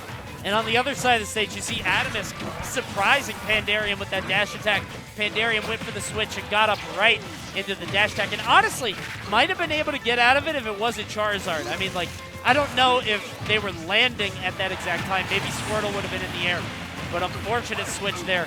And now, you got 5 stocks to 4. 4 stocks to 4. Wait, red team is shaving these stocks off. They really are. Red team came with something to say. They didn't like the way that last one shaped up, and they're looking to make a big splash. Pandarian. Damn, Pandarian's playing so well right now. Yeah. They got that flare blitz there. Oh. Looking so strong. The forward smash almost going to land. You know down tilt's coming every time after forward smash. It's just a matter of when. Oh, yeah. So that's how little that shield was. Great evasive maneuvers, but not good enough. Oh, no. Up smash on his teammate. And, yeah, I have to imagine we're going to game 3 here. You saw that, yeah, red team just firing on all cylinders after that tough first game. Oh, yeah. This is anything but good right now, if I may say so myself, Coney. I do like to switch over to Charizard. This is a character that we haven't quite seen too much of, but I like it, though, when they're in the lead. Yeah. Charizard just breeds survivability, and I want to take stocks as quickly as possible. And when you're in the lead, what better character to stay in the lead with than with Charizard? Good up B. Yeah, that's going to do it. Oh, yeah. Yeah, up air, forward air. Going so far down, but not quite enough to KO. I was surprised we got the screen there because it looked like he didn't go down far at all, honestly. That's right, yeah. Trying to go out there. And you can see Ludo is relentless, dude. This Mario, he just smells blood and he goes for it. Yeah, Ludo, I mean, just, you know, when you see characters, oh my God. Well. Double forward air. Yeah. What are you going to do? One of those is going to hit. I mean, they're just able to cover so much space in front of them. Charizard throwing that huge forward air, and that'll do it. So now out to game 3, honestly, Pandarian and Ludo looking really strong in that last game. Looking like they sort of figured out this DDD Koopa sort of gameplay, but at the same time, I think so much of it came down to stage. Because small battlefield, just having that tight area made it so the big bodies in DDD and Junior are just so much easier to hit and combo. Yeah, it was all about stage positioning. On a stage that small, especially with how those platforms are positioned, like in accordance to the stage, you get characters like DDD, characters like Charizard, they're like, okay, I cannot afford to get hit because it's going to be very easy to cover me from one end of the stage to another. So I have to make sure I stay as stationary as possible, and I have to make sure that, like, when I go for hits, they are as calculated as possible. I cannot afford to swing incorrectly, not just for the sake of getting myself punished, but I also swing big, which means I could also hit my teammate as well. I mean, there's just so much on the line. The hitboxes are huge. They're the hitboxes are big. Yeah, they are damn huge. All right, so no swaps here in terms of characters. Everybody's going to rock with what got him here. I have to imagine this has got to be pretty late in the pool. I mean, like, I feel like these would be pretty high seeds. Maybe it's pool finals. I think so. I would imagine so, but we'll see how things go for this final game. It is game 3.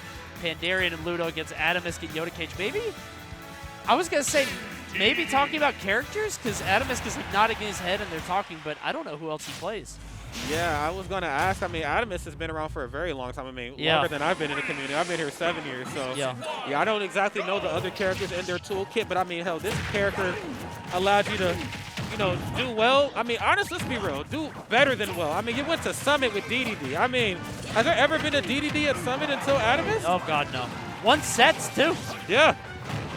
Went absolutely off right now, and obviously looking to recreate that magic here at Riptide and doing it in a pretty okay fashion. Now, I was going to say, trailing in percent, but are you ever really trailing in percent with your King DDD? I mean, you're damn near impossible to kill. Yeah, as long as you can hold that stock, which can be a challenge sometimes against certain characters.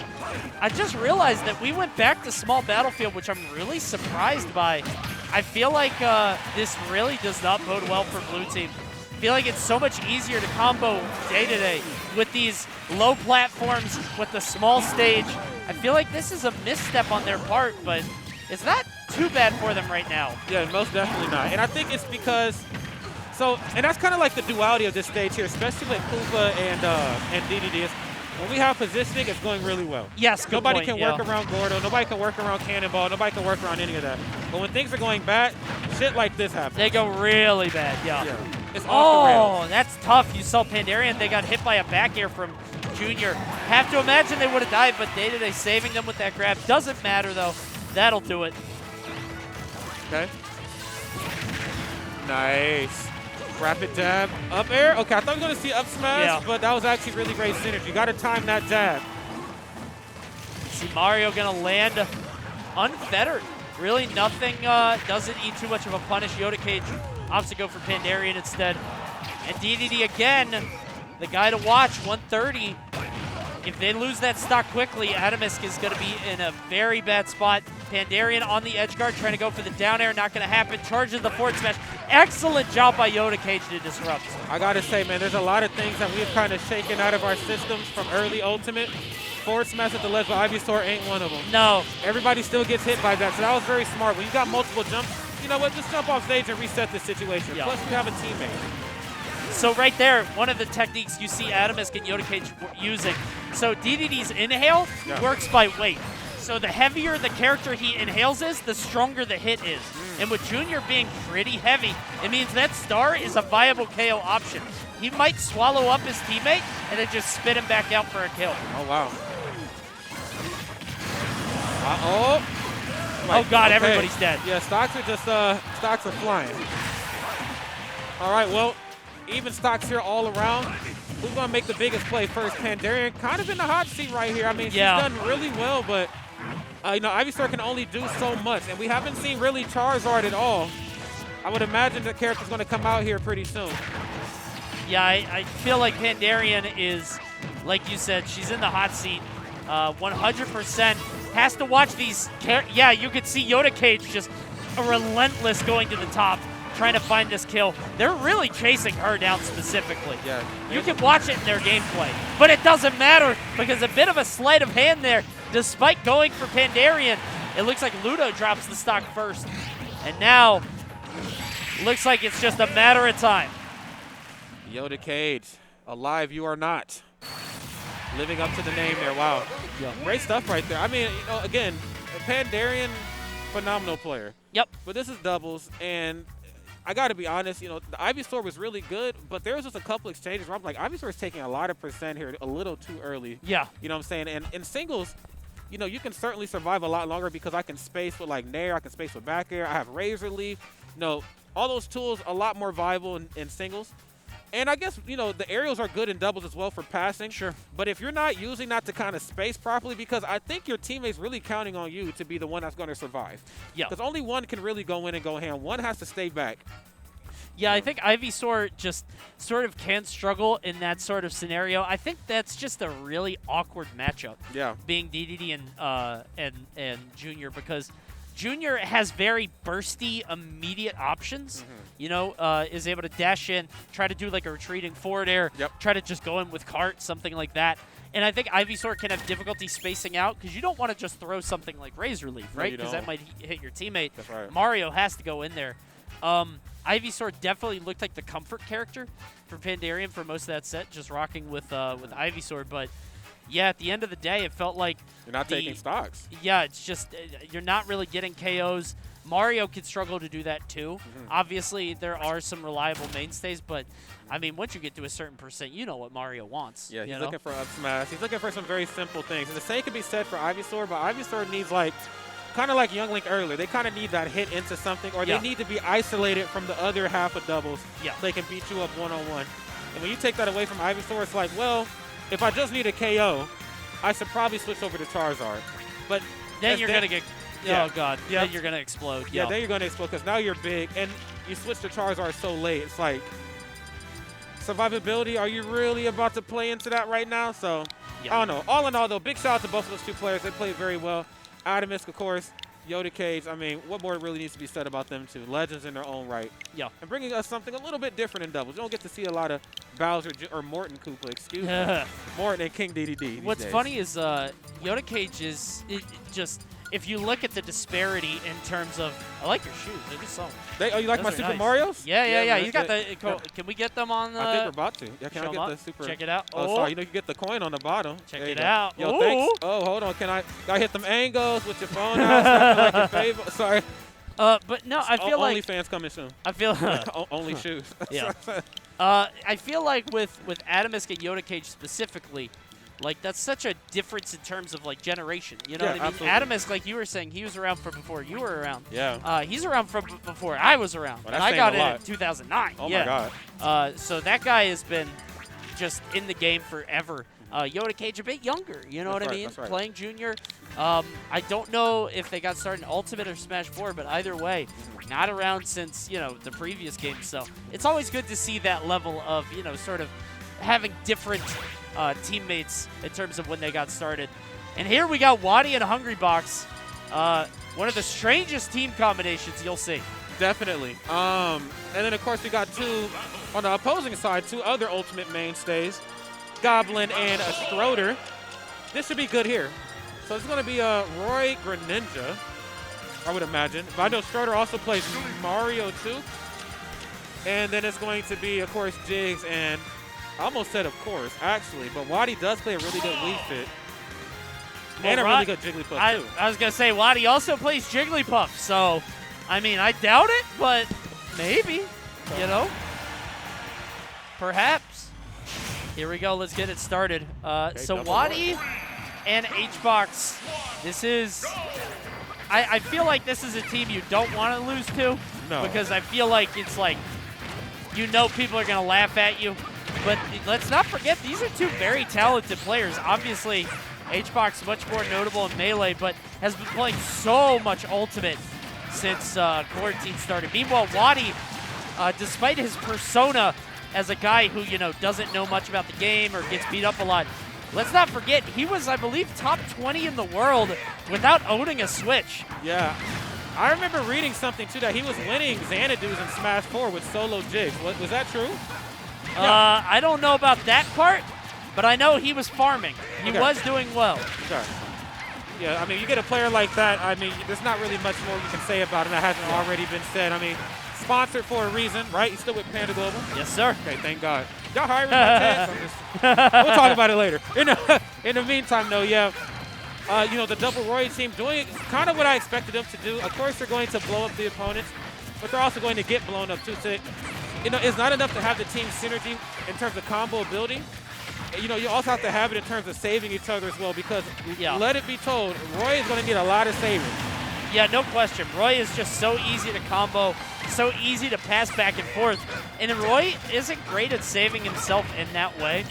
I think oh my God, up air into rest. Well done by HBox out of nowhere, just popping that stock. Yes, the hungriest of all the boxes is here. What it comes down to is how quickly you can kill that Jigglypuff, because it is so easy to just get her with that double-edged dance on the side and kill her at like 60, 70. But the problem is she's a threat off stage if you're not careful. And you can see HBox proving it here. Just these aerials are obnoxious. They really are, man. And, you know, HBox knows his role in doubles. He knows. Oh, my God. Oh, Bruh, God. The double Roy F smash? Good Lord, you're a madman. Yeah, terrifying. Yeah, definitely not the best spot to ever be stuck in the middle of. But yeah, you know, one thing I will give Hungrybox is that he knows his points in a lot more ways than just on the sticks and off the sticks. He knows how to attack a lot of things. He just knows himself. And when you apply that type of mentality on the sticks, I mean, it just makes for great doubles play. You can see Wadi is really operating as the stock tank here. Do you share here? I don't think you do. I don't think you do that. It's very questionable. But I guess they would rather have the 2v2. I worry about if Wadi dies, that Jigglypuff is going to be roasted very quickly. Yeah, you're going to get put on that good old grill. Definitely got to, almost. Close. We really got to play to Roy's weaknesses here. I mean, when you have a character like Jigglypuff and Roy who can get Rob, or Jigglypuff and Rob, excuse me, that can get Roy off stage with relative ease, you got to play into that. Now, of course, the main narrative in doubles is get one guy off stage and then jump the other guy. But when Roy is such a linear recovery system, get off stage and whoop his ass. Especially his Jigglypuff. Not hard.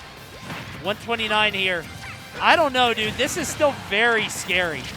Yeah, one solid hit on Jigglypuff, and it's going to get ugly. All right, up air should do it. Yeah, Wadi and HBox escaping that game. It was looking dicey. And I guess, you know, in hindsight, it is easy to agree with the decision for HBox to come back. You do want the 2v2. You don't want a 2v1 with two Roys. But it does feel like a lot of that came down to Wadi not dying. Yeah. Wadi had to play so careful. Because if he died anywhere in that final exchange, it would have been curtains. And let's be honest, you know, Wadi traditionally is a killing machine. Yeah. Now, I'm not saying that he can't wear multiple hats. We've seen Wadi do damage literally for the last, what has it been he's been playing for? I don't know if he's been playing since Brawl, but I know for sure Smash 4. So, you know, a little under 5-6 years, he's been going absolutely He's a Brawl player. He came from Brawl. There you go. So he's been playing literally for a decade. We've seen him wear a multitude of different hats, but it was nice to see him kind of take the backseat and let Hungrybox just, you know what? Let me just kind of hungry my box everywhere. You know what I mean? Let me just nair rest. Let me get the opponents off stage a little bit more. Let's see what happens. So it looks like, we're going to switch over to Super Mario. Stroder going to be playing Mario instead of Roy. I do think this is the right pick. I think Double Roy just sort of specializes way too far in one direction. That's right. I think Mario offers a lot more versatility. And I also really like the stage pick because I think Jigglypuff, despite her aerial combos, she combos like horizontally, not vertically. And I think Mario, with these triplats, he's not giving up too much to go here against Jigglypuff because he gets so much. Yeah, this is pretty much another Mario playground stage. You know, him, Cloud, ZSS. You know, we've seen, especially notably back in like Smash 4, like how strong they can be here. Also like the fact that he's Mario and not Greninja. I do like his Greninja a lot, but Greninja just requires a lot to KO in doubles at least. Yeah. And you just don't have time to be sexy Greninja here. Yeah. Nobody's going to let you do your dance, okay? You got to, like, get these straight hits and then go about your business. Oh, my God. Huge offstage forward air from Wadi. Just cleaning that stock off the board very far on the side. Wadi will go out there time and time again. You can see here, HBox almost dying that double-edged dance, but the counter pick actually coming back to bite them there as HBox survived at like 106 from that. That wouldn't happen normally. No, absolutely not. Hungrybox on borrowed time. I was going to say looking really good and really playing the Jigglypuff's strengths. I mean, playing off stage, floating around, and just being as evasive as possible, especially in doubles where I'm really trying to sync up with my teammates. So I got to make sure that like I survive just long enough for them to come back so they can cover my ass. But unfortunately, the red team had a different theory in mind there. Still keeping this match uncomfortably close. Stroder, 125%. Not showing any signs of dying anytime soon, and then, sorry. You did that. Yeah, that was me. You did that. I did that. Yeah, that's on you. I have one earlier. You have one now. Yeah. Big rest there, but not quite enough to kill just yet, but he's still tacking on damage with that flower on his head. And good lord, how much damage it does. Right now, pretty even. I mean, HBox at 55 means a lot more than Mario at 15. Wadi has him off stage. I like that too. Oh no! Wow. Wait a damn minute. He died to that? No, that was messed up. Maybe the switch to Mario was certainly needed. I seen he use the flood to try to push double-edged dance a little closer. I could tell this team is a little bit more polished than the double Roy. Yeah, no question. I just can't believe Wadi died to a Jigglypuff neutral air. He was like sub 100. He was only like 80. How does that happen? Jigglypuff's aerials are messed up. Jeez. Well, needless to say right now, the yellow team kind of in a bind. Yeah. for obvious reasons. But, the great thing about both players on the yellow team is that they are very resilient. But I don't know if you're more resilient, though, than the red team, because I have seen Goblin especially hold on to leads for dear life, making Roy look like the most defensive player in the world. Yeah. Off stage, there's the laser. Nice. Good setup by Wadi. I love the force into the forward air, but don't think it matters too much. Wadi will certainly be giving up this stock soon, I believe. You'll be relinquished of that stock, good sir. That'll do there it. it is. Yes. Hand it over. Hand it over, young man. That's right. Put the stocks in the bag. All right. Mario's way better. Yes. Way better. No question. No questions asked. I mean, there are some instances where, like, Double Roy just, like, steamrolls the opposing side, because, again, they are just two juggernaut powerhouses. And they're two characters that also overwhelm really easily. Yeah. Characters being able to press those type of buttons on your shield all the damn time, that's just damn ridiculous. But, again, these more calm, cool, and collected style characters in doubles like Rob, like Jigglypuff, they know they can't go blow for blow, but they know that they certainly have tools that pick apart combinations like Double Roy. Right, yeah. And you've seen the switch. Now, we talked about mindsets earlier. Like, okay, my opponent switched. We got this. This is one of those cases where you kind of didn't got this. No. Yeah, you didn't. But that's okay, though, because we got 3 games on our behalf. Yeah. So we got one more here. Wadi and HBox discussing a lot of strategy, which I'm sort of surprised by. I felt like these guys would be somewhat, like, casual, That's right. Maybe that's just the vibe that both of them give off, that they're just here for a good time. But, no, they want to go further. Right now, talking about stages where they want to go, where they don't. I do think Battlefield was excellent for Schroeder Goblin. Town and City, I think this is way better for both Rob and Jigglypuff in a lot of ways. Yeah. A lot more space to really pick their battles. Less vertical combo ability unless it's, at certain points of the stage, but you can obviously play around that. We'll see how things go. I like this pick from the yellow team. And, of course, it's like survivability, too. I mean, I'd be lying if I said that, I just feel like, Wadi, could have maybe held on to his stocks a little bit longer. Well, dude, that neutral air, I still can't get over that. That neutral air should not have killed that earlier. Yeah, that definitely, was wild. That had my head spinning, I'm going to be honest. But you know what, though? There's time for adaptability, and we're going to see if they can both play into it. Oh, good Lord. And then, yes, a little late on the save there from Schroeder. Oh, dear. That was very unfortunate there. Not the way that Roy especially should be starting off this match, because Roy kind of gets blown up. So, yeah. Gotta survive.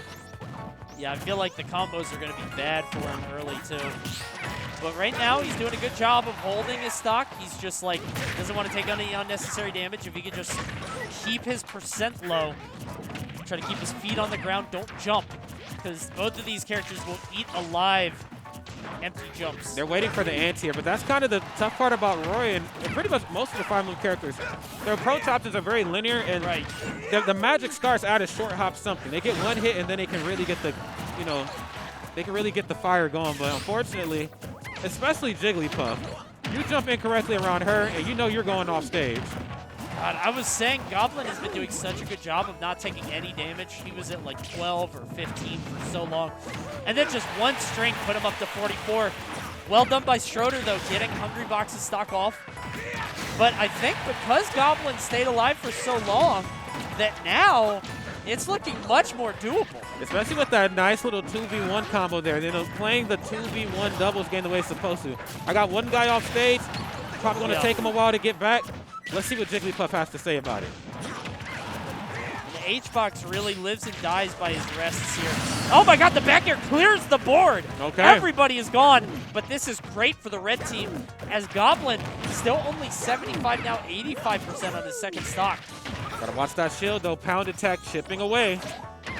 Okay, yeah, Nair, big enough hitbox to cover himself from behind despite being turned backwards. Very smart there by H-Box.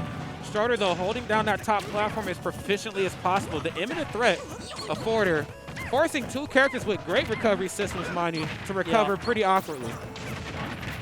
Honestly, dude, Goblin has been the star of this final game. Goblin lost that first stock out of nowhere and has just been destroying there on out, just burning the stocks alive of the yellow team. Finally, he does lose it out of nowhere, but yeah, you can see yellow team struggling. Wadi only at 87.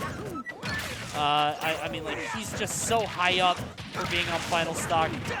And Jigglypuff, too. I mean, 55 is not insignificant for such a light character. No, absolutely not, especially with Roy. Now, granted, Roy, you know, Goblin hasn't landed like a lot of F smashes for the most part. You know, getting a lot of these KOs, like, again, due to the aerial system that Roy has. Oh, damn. Well, Was that the platform, too, that he kind yeah. of fell on? Yeah. Wait a minute. It's doable. This is as close as it's ever going to be. Now, if there's ever time for Goblin to kick it into high gear, it is definitely now. Oh, that is unfortunate. Clutch box? How do you win this? Oh, wait a damn minute. Well, that would have certainly been one win. Yeah. All right, that'll do it. Yeah, up smash out of shield from Super Mario. That'll do it. Yeah, the Mario paying off big for Stroder.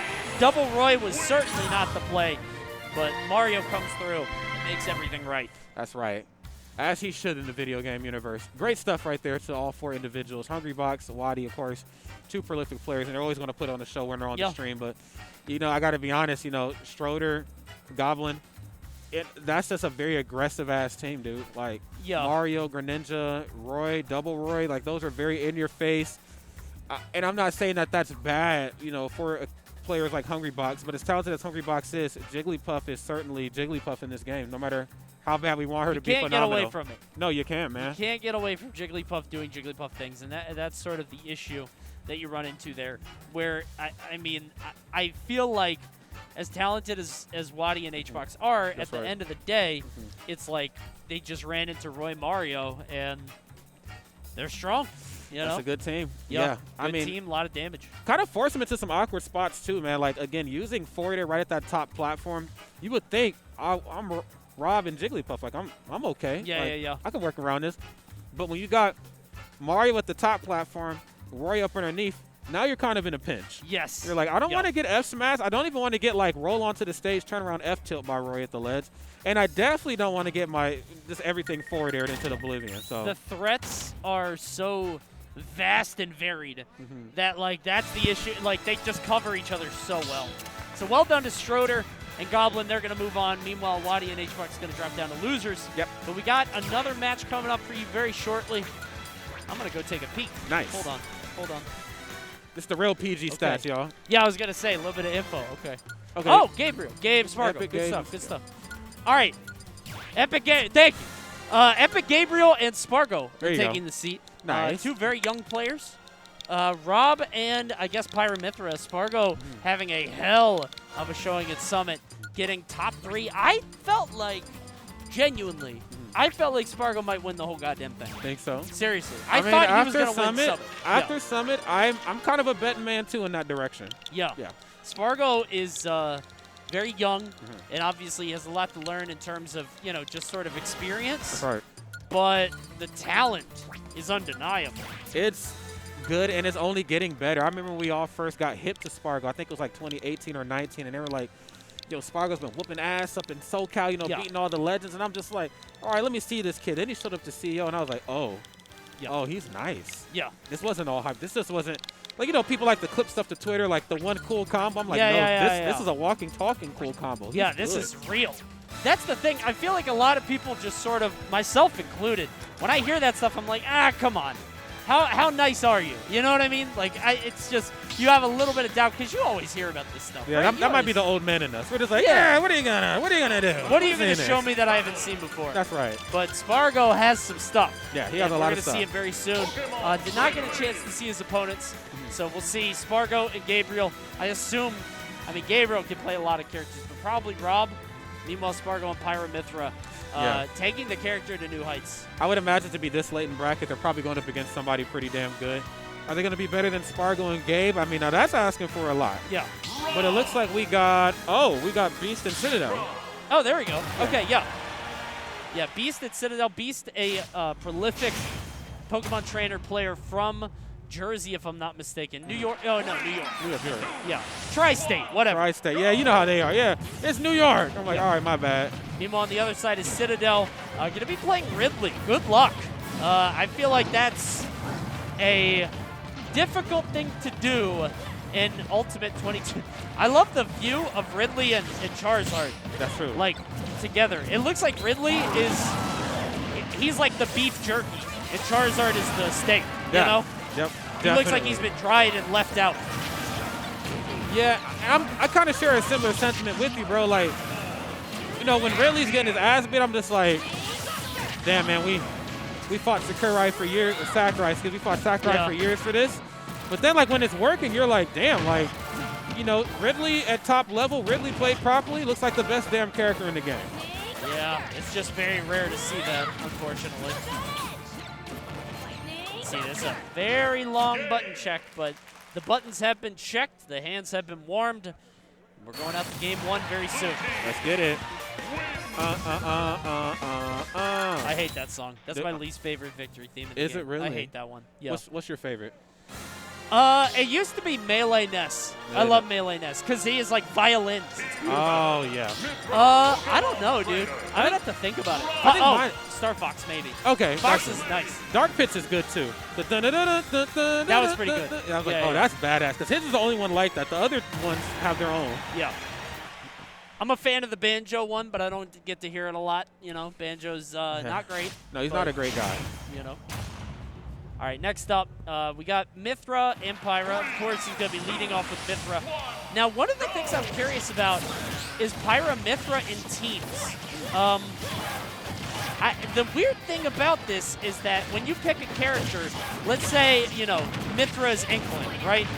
You have a teammate that's going to do all this damage very quickly, combo like crazy, but not be able to get the kills. If you have somebody like Pyra, it's like an Ike, who can get crazy follow-through and a lot of damage and a lot of KOs, but can be very immobile and easy to juggle. Yeah, I was going to say, it's the mobility for me when it comes to Pyra. Because, yes, you know, if she happens to be positioned properly for the fall, that's cool. But Mythra does have a slight advantage in follows because she can literally be every goddamn where at once because she's a much quicker character. Yeah. You know, she also just kind of changes the dynamic of, like, your doubles teammate. Because now your doubles teammate for Rob is like, well, this is cool. I know that, like, I'm not going to be the aggressor all the time, but when you switch abruptly, I have to now switch with you. Yeah, that's the thing. And, like, when you look at this, you want to be Pyra for the Charizard, right? Yep. You want to be Pyra for him, but you want to be Mythra for Ridley. That's right. And so you kind of have to do this mental adjustment on your end where, okay, now Mythra is probably better across the board, but not really because now Ridley's getting to that point where the down air might do it. Oh, my God. See, there you go. Yeah. Forward smash, huge. There it is. You know, I said it won't be. It's coming sooner or later. It's just a matter of when at this point.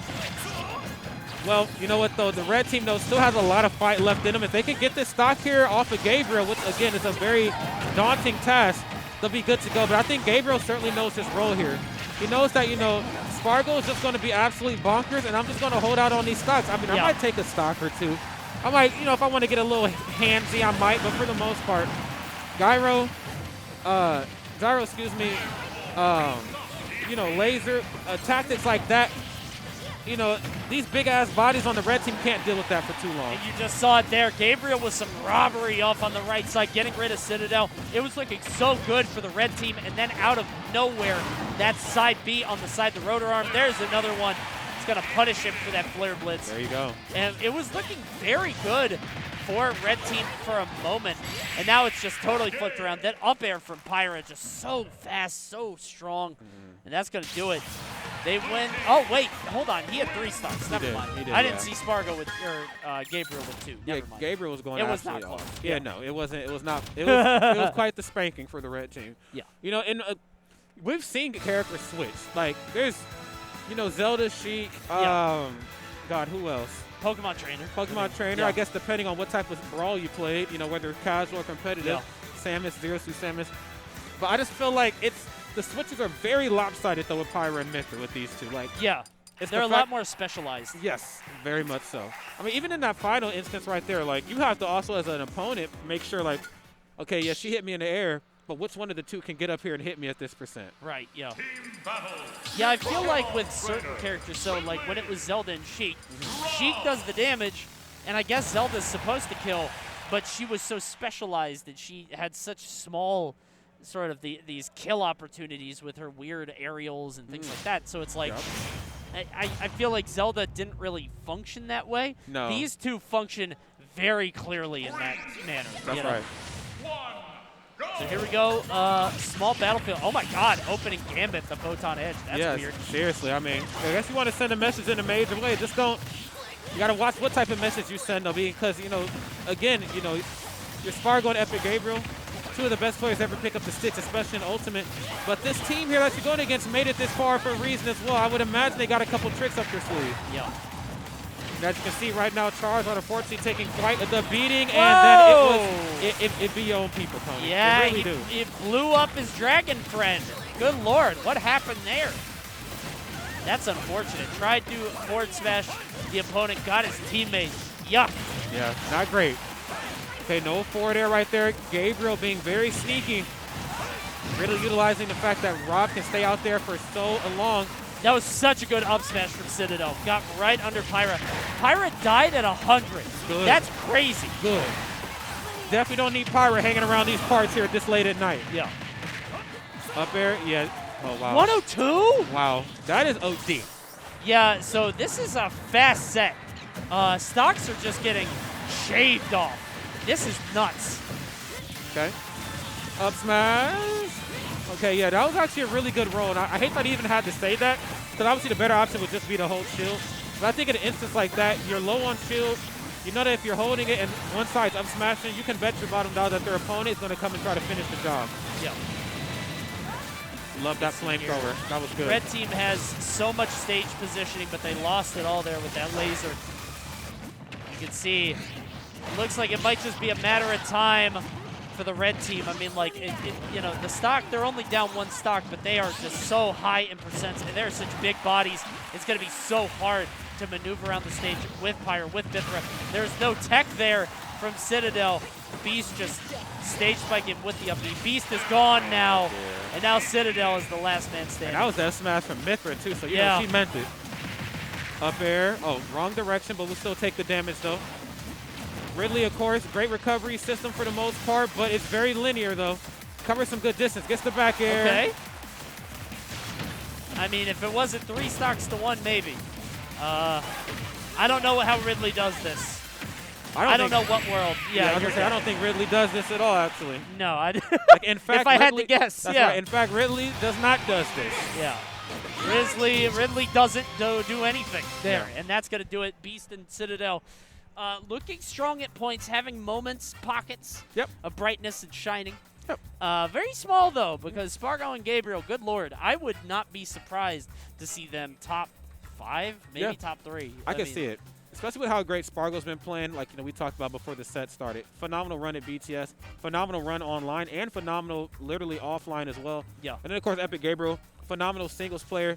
Rob in doubles, I think Rob is, in some ways, depending on... do anything. Yeah, he can just do anything, and he's slightly better in doubles depending on who he's teamed with. And I feel like in the hands of Epic Gabriel, what can't you do? Yeah, no, that's a good point. I feel like it's like we were talking before about in doubles how it feels like you can accentuate the positives, eliminate negatives. No doubt. Like, Rob is very good at doing the things that he does in singles, but it magnifies so much in doubles because you're able to disrupt with laser, you're able to snipe with laser when people aren't looking at you, you're able to stock tank forever, which we saw repeatedly throughout the day. There's just so much stuff that Rob can do that he can't do, or that he can do in singles that just gets so much better in doubles. Yeah.